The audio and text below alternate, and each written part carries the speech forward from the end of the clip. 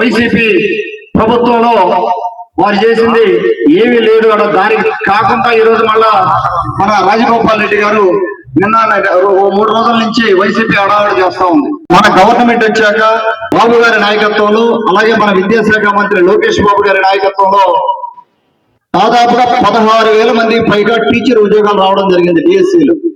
మన ఉదయగిరి నియోజకవర్గంలోనే 119 టీచర్ ఉద్యోగాలు రావడం జరిగింది. ఈ రోజున మన అపోనెంట్ వైసీపీ అభ్యర్థి రాజగోపాల్ రెడ్డి గారు మాట్లాడుతున్నారు. ఆ ఉద్యోగస్తులంతా పేకాట ఆడేవాళ్ళు, గోలికాయలు ఆడేవాళ్ళు. అసలు మీరు ధర్నా చేసింది, మీరు ఇక్కడ స్టేజ్ మీద అంతా గలబా చేస్తుంది, లేకపోతే ఇంకో చోటు చేస్తున్నదంతా కూడా మీరు వాళ్ళని పెట్టుకొని చేస్తున్నారు, ఉద్యోగస్తులు కాదు. మీరు పెట్టుకున్నది గోలికాయలు ఆడేవాళ్ళని, పేకాట ఆడేవాళ్ళని, ఇంకా అరాచకాలు చేసేవాళ్ళని మీరు పెట్టుకొని ధర్నా చేస్తున్నారు. ఒక్కళ్ళు కూడా దాంట్లో డిఎస్సికి సంబంధించిన స్టూడెంట్స్ లేరు. అందరూ 60+ ఉన్నారు.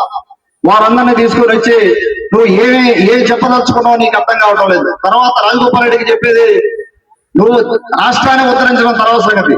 ముందు ఇక్కడ 119 మంది డిఎస్సీలు ఎవరైతే ఉద్యోగాలు వచ్చున్నాయో వాళ్ళందరికీ బహిరంగంగా క్షమాపణ చెప్పాలి. నువ్వు వాళ్ళని పేకాట ఆడేవాళ్ళు, వాళ్ళు గోలికాయలు ఆడేవాళ్ళని మాట్లాడుతున్నారు. అధ్యాపకులను కూడా గౌరవించలేని సంస్కారం మీకు లేదు, అది కూడా లేదు. మీ నాయకుడికి జగన్మోహన్ రెడ్డికి అది అసలు లేదు.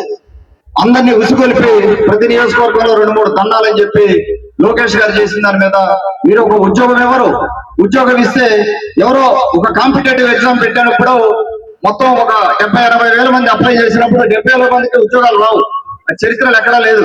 ఆ మాత్రం కూడా జ్ఞానం లేకపోతే ఇంకా మనం చేయగలిగింది ఏం లేదు. ఎవరైతే ఉద్యోగాలు రానాలో వాళ్ళు రెచ్చగొడుతున్నారు, మీకు ఉద్యోగాలు రాలేదని చెప్పి. ఈ రకమైన రాజకీయం నాకు తెలిసి నేను వచ్చిన తర్వాత అంతకుముందు కూడా చిన్నప్పటి నుంచి కూడా నేను అబ్జర్వ్ చేస్తున్నా, కానీ ఇటువంటి దరిద్రపు రాజకీయం నేను ఎక్కడ చూడలేదు. పనికిమాల రాజకీయం, వీటిని కూడా అధ్యాపకులను అడ్డగా పెట్టుకొని ఈ రేపు రాజకీయం చేస్తున్నారు. మీరందరూ గమనించాలి.